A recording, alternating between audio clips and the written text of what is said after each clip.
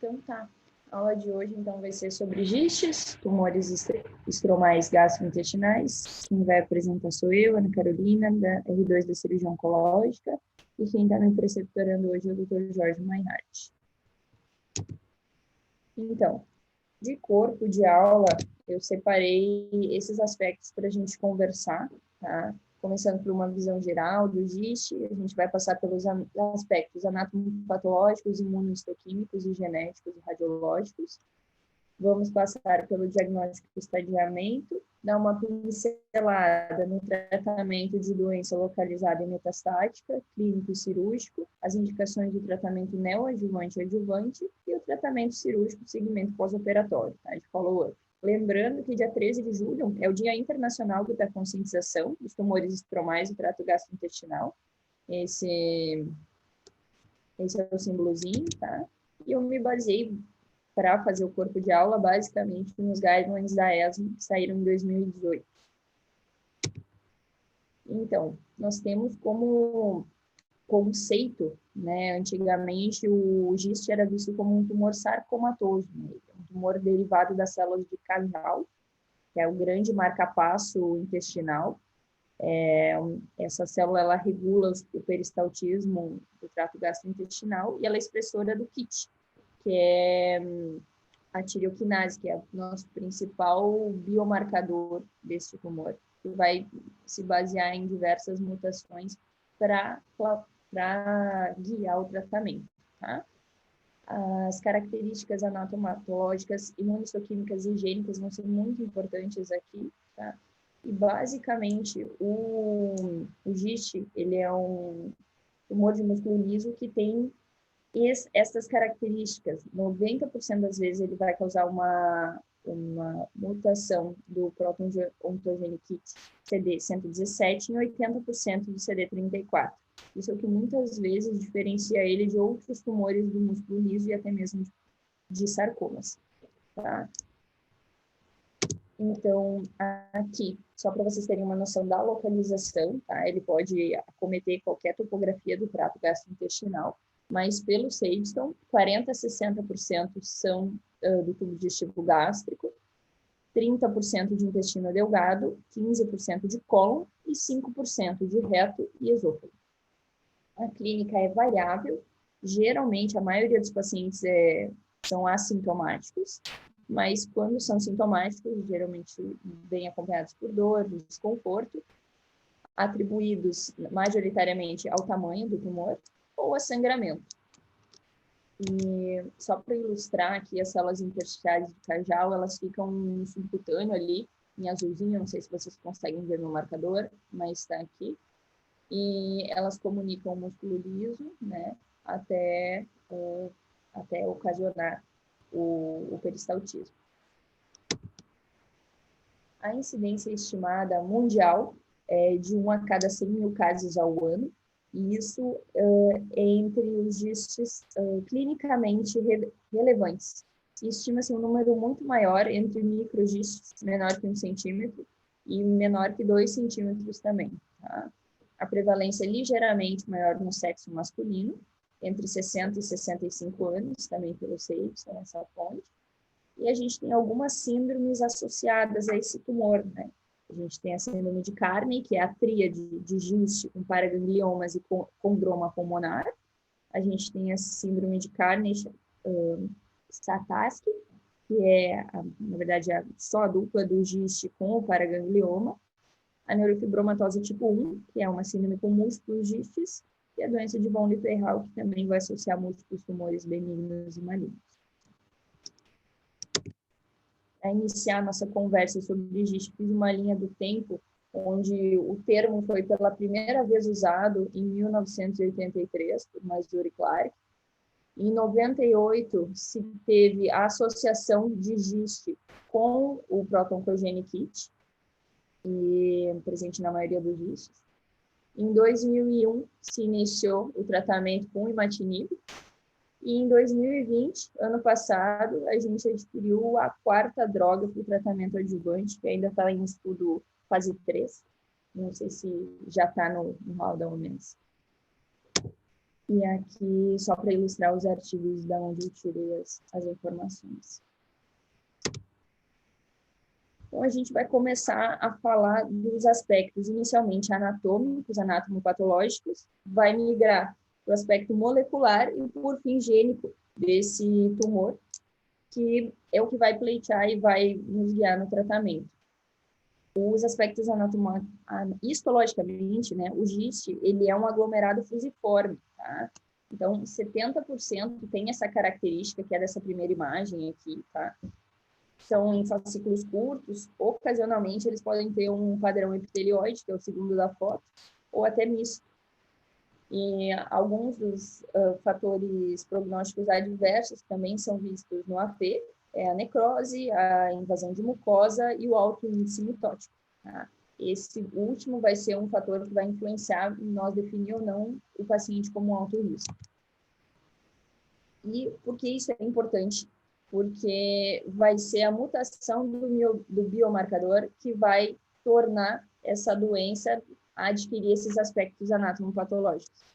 Então, antes dele se tornar a doença em si, anatômica e extracelular, ele é essa mutação gênica que se expressa em cada biomarcador, em cada proto-oncogênico.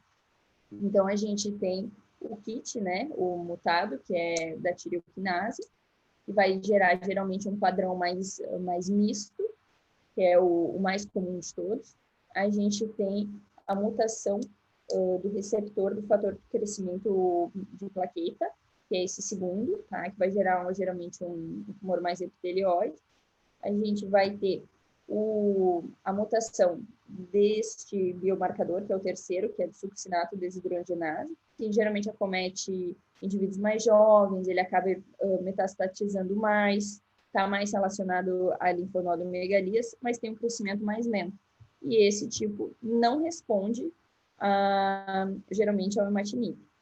Esse segundo também tá no guideline, assim, que quando a gente identifica ele, geralmente a gente não trata ele com imatinib, porque ele é um mau respondedor, mas geralmente tem um bom prognóstico. Tá? Então, só para a gente entender por que é importante a gente chegar nesse grau de profundidade, nesse tipo de doença. E, além disso, né, a imunistoquímica vai nos auxiliar para fazer o diagnóstico diferencial entre os GIST e os outros tipos de tumor. Tá? Ali eu deixei na primeira e na segunda coluna expresso, né, o KIT positivo e o CD34 positivos, tá? E ali nos dois últimos, os outros tipos que a gente falou, né, que o receptor, o fator de crescimento, e esse quarto aqui, o succinato desidrogenase. E aqui os fatores imunohistoquímicos, essa tabela eu tirei da ELSA, que vão fazer diferença justamente nos fatores prognósticos da doença. As mutações em si, elas não entram como fatores que vão classificar o GIST ou não como alto risco, mas elas influenciam no tipo de tratamento que a gente vai dar para o doente, tá? Então, isso vai nos mudar o tratamento. Então, a gente tem ali o índice mitótico, né, que é dado pela patologia, ele vai ser usado na classificação da doença, na relevância prognóstica e no tipo de tratamento que a gente vai dar. Os biomarcadores, né, os proto-oncogenes, que vão nos dar também a classificação da doença, a relevância prognóstica, e o uso de medicação, tá? Aqui a gente vai ver que ela não está sendo ainda elencada para definir o paciente como alto risco ou não, tá? E, por fim, os aspectos genéticos mutacionais do GIST. A gente tem toda a nossa informação genética dividida em seções, exons e introns. Os exons, eles são grandes codificadores da nossa informação genética, os introns são os leitores. Então, são essas mutações, nesses codificadores, que vão causar justamente as diferentes características do GIST, tá? Aqui eu deixei só um resuminho, basicamente, tá? Lembrando que as do KIT, eles estão em 90% a 95% dos GISTs, né? E a gente vai ter o exon 11, tá? 65% até das pacientes respondem melhor ao tratamento com imatinib, precisando, então, de uma menor dosagem. O exon 9, 10 a 12% dos casos, mais ou menos, estão quase na sua totalidade relacionados a doenças do intestino delgado e colo, né? Difícil a gente ver ele no GIST gástrico. E eles têm uma taxa de resposta inferior ao imatinib. Então, aqui eu vou usar uma dose maior. E exon 13 e 17 são outras variantes, são mais raras. E dos receptores de fator de crescimento, a gente vai ter os exons 12, 14 e 18, geralmente, com as mutações, tá? E agora vamos para o que interessa. No diagnóstico, né, a tomografia computadorizada ainda é um método de escolha para avaliação das massas abdominais, tá? Principalmente pela alta disponibilidade. Tem se falado muito no ultrassom endoscópico para lesões menores. Então, como que ele vai se evidenciar, se mostrar na característica imaginológica? É uma massa bem circunscrita, a topografia de estômago, do intestino delgado, com realce heterogêneo pelo meio de contraste. Alguns focos de calcificação, eles podem existir e estar relacionados a lesões malignas, um pior prognóstico. A ulceração da mucosa, ela pode ser encontrada em até 50% dos tumores gástricos. E o GIST do mesentério, eles apresentam margens bem definidas, contornos lobulados, e geralmente de grandes dimensões, 10 até 27 centímetros. Aqui eu deixei só para ilustrar, tá? Um GIST do mesentério, uma massa de limites bem definidos, né? E ali na fase arterial com alguns heterogênea, mas ainda assim com seus limites bem definidos. E aqui o aspecto endoscópico do tumor, aqui no gástrico, tá? Bem aquele aspecto de um tumor vindo do mucoso, né? Então, como que vai ser o nosso hoje? Na suspeita clínica, né, na tomografia, com nódulos menores de 2 centímetros, o que a gente vai fazer? Geralmente, a gente vai usar o ultrassom endoscópico, que ainda não é disponível da maneira como a gente gostaria aqui no Rio Grande do Sul, com um follow-up semestral ou anual, de acordo com a bibliografia, isso vai mudando. A gente geralmente não vai precisar biopsiar essa lesão, a não ser que realmente ela tenha características de alto risco. Então, na exceção aqui, são lesões de reto, que pela topografia elas já são definidas como alto risco. Tá? E aqui sempre, quando se definir por retirar, por fazer exérese desse nódulo, avaliar a morbidade cirúrgica. Se a mortalidade da cirurgia for suplantar a retirada do GIST, que daí provavelmente você já vai ter um diagnóstico, né? Você vai ter biopsiado. Aí você aborta a cirurgia e inicia com follow-up. Em nódulos maiores ou iguais que 2 centímetros, aqui a gente já vai proceder sim com a biópsia e até mesmo a excisão cirúrgica com margens exíguas, antes mesmo da própria biópsia, se você não tiver disponibilidade, né, com ultrassom endoscópico. E massas com provável ressecção multivisceral, aqui já são abordadas com múltiplas biópsias. A via aqui de escolha sempre é o ultrassom endoscópico, mas ela pode ser tranquilamente feita também por via transcutânea, com baixo potencial de contaminação, se for usado pela técnica adequada. Tá? Só para ilustrar, então, com GIST localizado sintomático, a gente vai acabar ressecando ele, independente do tamanho, e se ele não for sintomático, mas for uma massa maior que 2 centímetros, eu vou ressecar quando ele tiver índice de autossuspeição. Quando ele não tiver um ultrassom endoscópico suspeito, e eu posso ressecar ele, eu só seguir. Só para ilustrar aqui o estadiamento da JCC, duas coisas que me chamaram a atenção mais é que o T ele vai seguir junto com os índices de mau prognóstico, de alto risco para metástase, tá? E que a gente vai falar logo adiante. E o N, lá embaixo, nos estágios, percebe que o N1 ele já vai como estádio 4. Então, já entra, né, praticamente como um estado metastático, apesar de você não ter E para ilustrar do próprio MCCN, eu trouxe o mesmo algoritmo que ele diz ali na primeira coluna, que para pequenos gistos, menor que 2 centímetros, você vai avaliar alto risco ou baixo risco. Baixo risco você vai seguir com acompanhamento periódico e alto risco você vai ressecar.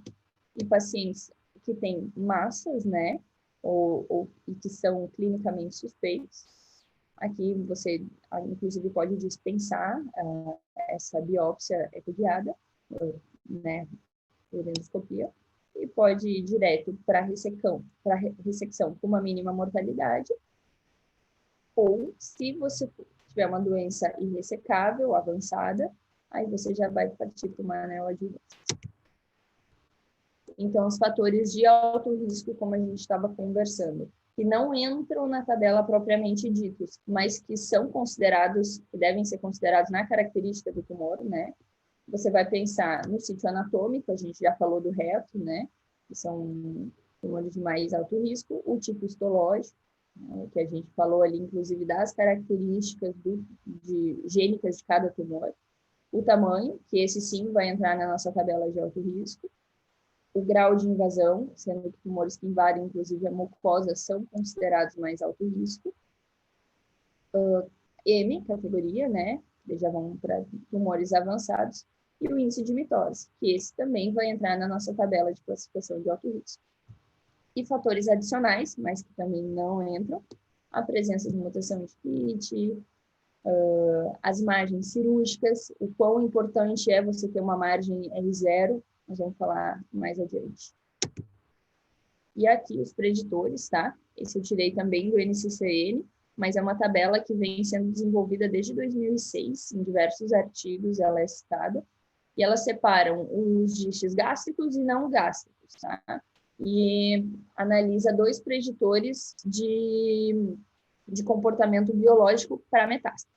Então, tumores que que vão aumentando de tamanho, né, seguindo o próprio T do TNM, e aumentando o seu índice mitótico, tem, consequentemente, maiores chances de ter metástase. Em até 86%, se a gente observar ali na última linha, com tumores maiores que 10 centímetros e maiores que 5 mitoses.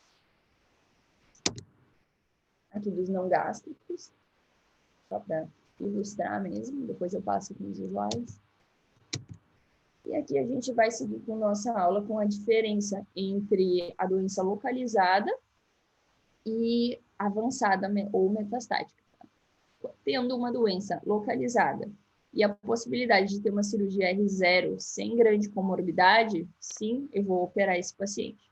Depois que eu operar ele, eu vou buscar o perfil imunohistoquímico do meu AP. Tendo um perfil de alto risco, eu inicio o imatinib adjuvante por 36 meses.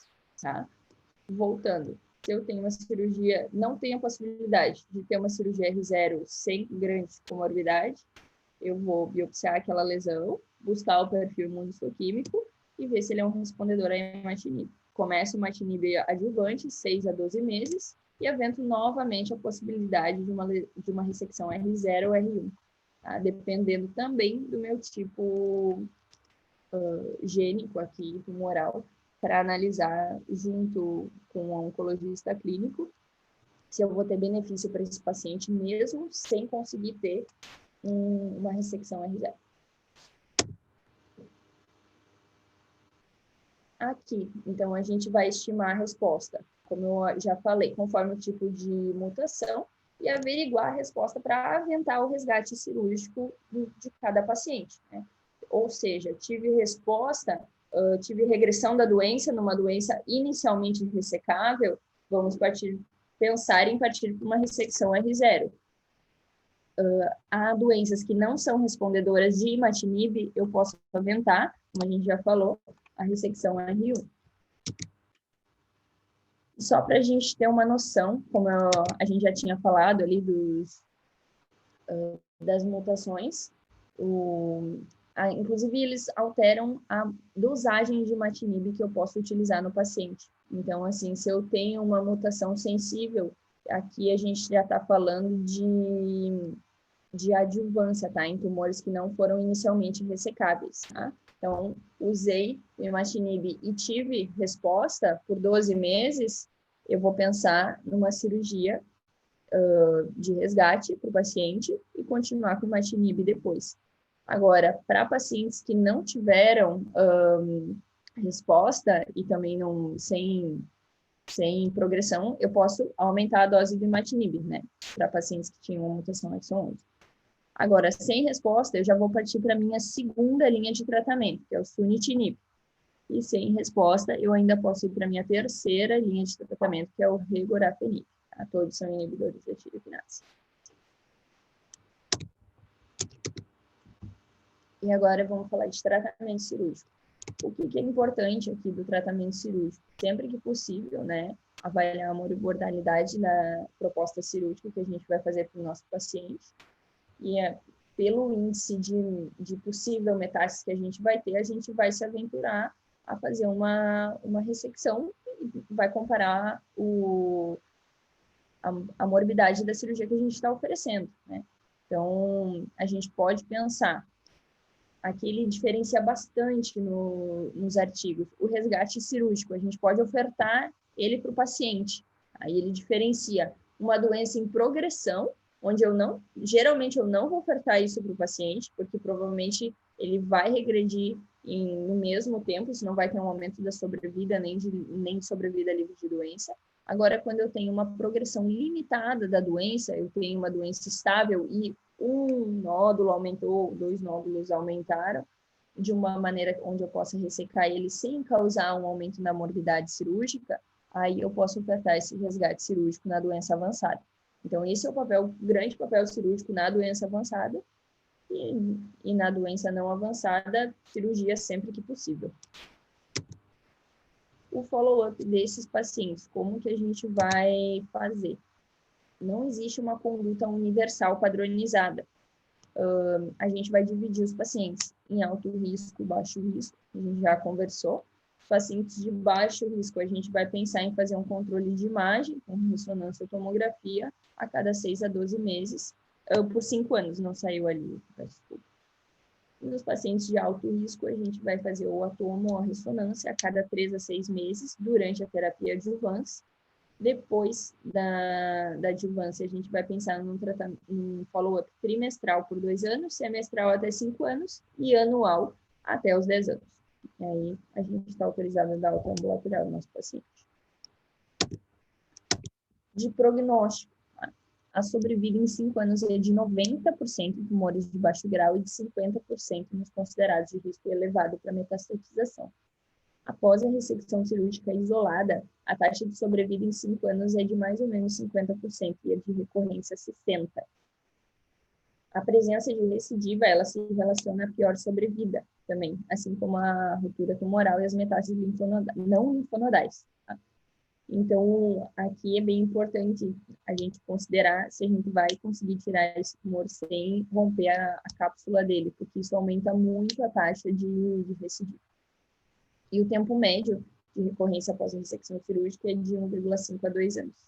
Os principais locais de recidiva, o peritônio e o fígado. O peritônio normalmente por falha da técnica. E aqui eu trouxe, pensando no que tem de mais atual para o GIST, a terapia com o ripretinib, que é a nossa quarta droga adjuvante. Tá? É um estudo duplo cego, randomizado, placebo controlado, fase 3, tá? Onde eles analisaram em pacientes que tinham resistência às 3 terapias, as 3 linhas de tratamento que a gente já tem, já existem, já estão padronizadas, com essa droga, placebo e o ripretinib. E eles descobriram, em 129, foi o N deles, que o ripretinib teve um aumento significante de progressão livre de progressão, tá?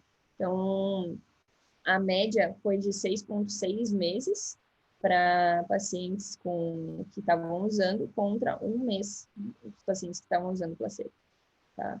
Então, ele teve comprovância estatística com intervalo de confiança bom, risco relativo.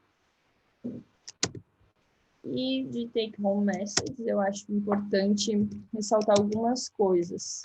A biópsia, incisão, é o tratamento padrão, então, para lesões maiores de 2 centímetros.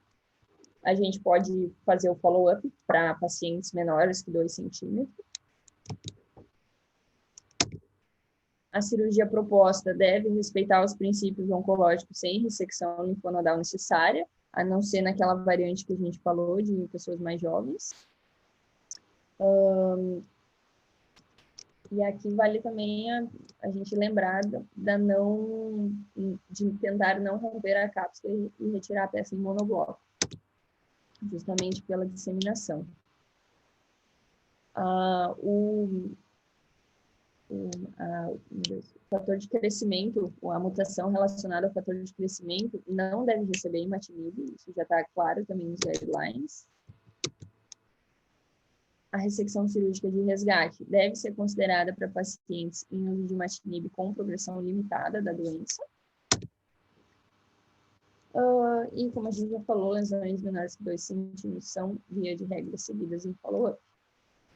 Acho que um pincelado rápido e digite mais ou menos é isso. Eu passo a palavra para o Dr. Jorge. Muito bem. Foi uma excelente apresentação aí da nossa residente R2, a Ana, de um assunto que é relativamente novo, né? Assim, um diagnóstico, uma classificação de 1983, que antes não se tinha ideia do tipo de doença, então os tratamentos eram muito erráticos. Isso aí a gente viu acontecer muito com os sarcomas também, né? Eles eram colocados num saco de gatos e com a imunistoquímica e a diferenciação se conseguiu estratificar e tratar melhor e ter resultados melhores e entender por que alguns pacientes respondem melhor e outros não. O tratamento desse tipo de tumor, o GIST, ele é no dia a dia, assim, chega no consultório, a maior parte dos pacientes é realmente cirúrgico, né? A doença sendo do estômago, como a sua maioria, lesões maiores que 2 centímetros são o que a gente mais vê mesmo. São cirurgias relativamente sem grandes complicações, né? Por ressecções parciais de órgão. Eu já tive alguns casos um pouco mais complexos. Tive um caso de giste de reto, que acabei operando junto com a doutora Rosilene, por haver invasão na parede posterior da vagina. Então, fizemos uma ressecção ampla, os pacientes respondem, né, conforme a doutora Ana colocou, dependendo do estudo imunistoquímico, mas a maioria, graças a Deus, responde ao imatinib. E esses pacientes têm uma sobrevida excelente, com qualidade de vida e sem o retorno da doença, né? Eu não sei se alguém ficou com alguma dúvida maior, tem algum questionamento aí para fazer?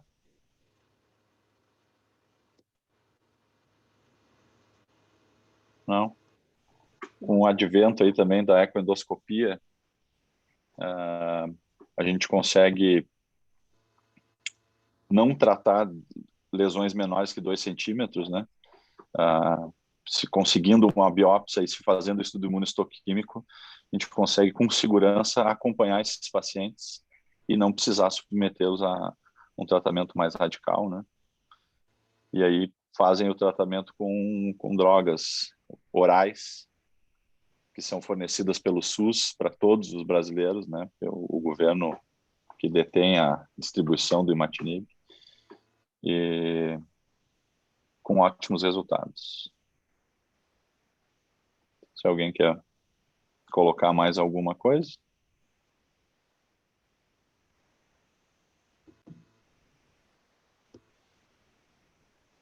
Não? Muito bem, parabéns então pela apresentação. esses guidelines que foram usados, tanto da ESMO quanto do NCCN, estão disponíveis gratuitamente na internet, e se alguém precisar, é só entrar em contato que a gente repassa sem problema algum, assim como vários outros guidelines aí, né, que a gente se baseia pela qualidade e pela seriedade desses materiais e das pessoas que estão envolvidas na confecção desses estudos e desses padrões de tratamento mundial. Acho que a gente encerra aqui hoje, então. Quer falar mais alguma coisa? Não, acho que é isso, doutor. Obrigada aí. Tudo bem. Então, Parabéns, quinta que vem Ana. voltamos. Parabéns, obrigado. Parabéns, Ana, muito boa aula. Obrigadão, Mai. Valeu, José. Valeu, Cássio. Obrigado pela presença de todos aí. Tchau, boa noite. Obrigado, Jorge. Boa Boa noite. noite. Até mais. Tchau. Até mais.